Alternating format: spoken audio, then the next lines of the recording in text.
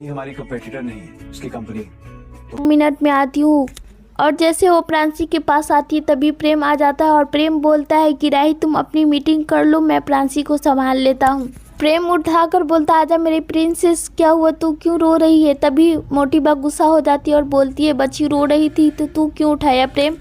प्रेम बोलता है सही कह रही है आप मोटीबा, आप भी यही थी, आप भी बच्ची को उठा सकती थी। आप अगर बच्ची को चुप करा देती तो मीटिंग छोड़कर ऐसे राही को नहीं आना पड़ता।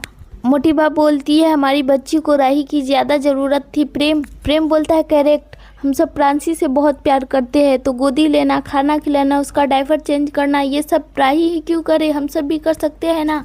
इसे भी पता चले तो हम सब भी इससे बहुत ज़्यादा प्यार करते हैं। मोटीबा बोलती है अब तुझे क्या कहे, तू तो है ही।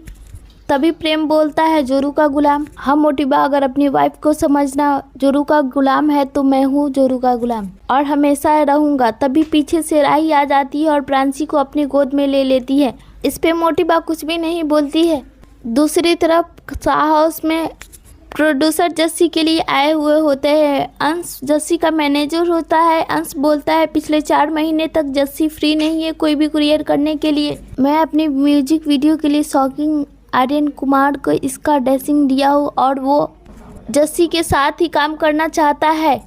अंश बोलता है पर 4 महीने बाद ही इसकी डेट मिल जाएगी। प्रोड्यूसर पैसे दिखाकर बोलता है कि अब तो काम हो जाएगा ना। अंश बोलता हर चीज़ पैसे से नहीं होती। पीछे से तोसू आता है और प्रोड्यूसर के हाथ से पैसे ले लेता और बोलता है आप चिंता मत कीजिए, आपका काम हो जाएगा। प्रोड्यूसर बोलता है कि तुम कौन हो। तभी बाबूजी आते और पीछे से बोलते हाँ ये जस्सी बॉय है, छाता पकड़ना, कॉफ़ी बनाना, बैग पकड़ना और कार चलाना, यही सब इसका काम है।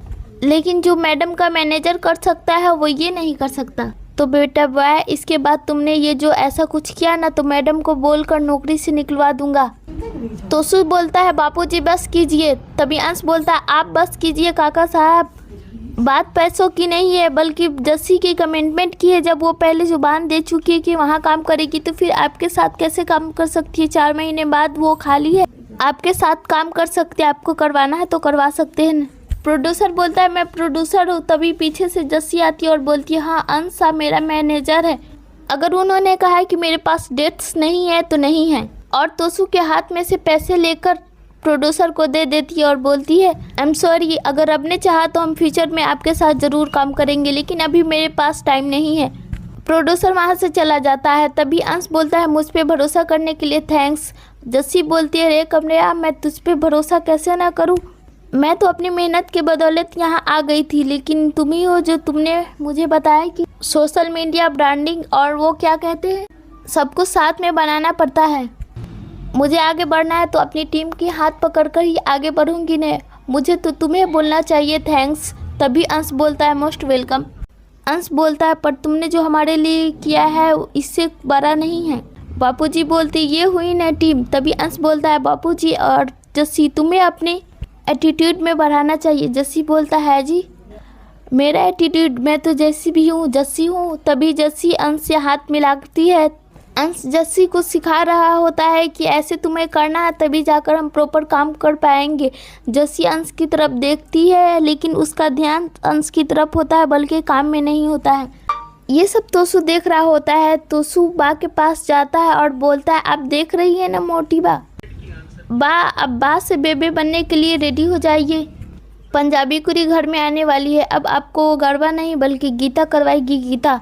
भाई ये सब देख रही होती है लेकिन उसे डर ये होता है कहीं सच में अंश जस्सी से शादी ना कर ले, वो दोनों एक ना हो जाए।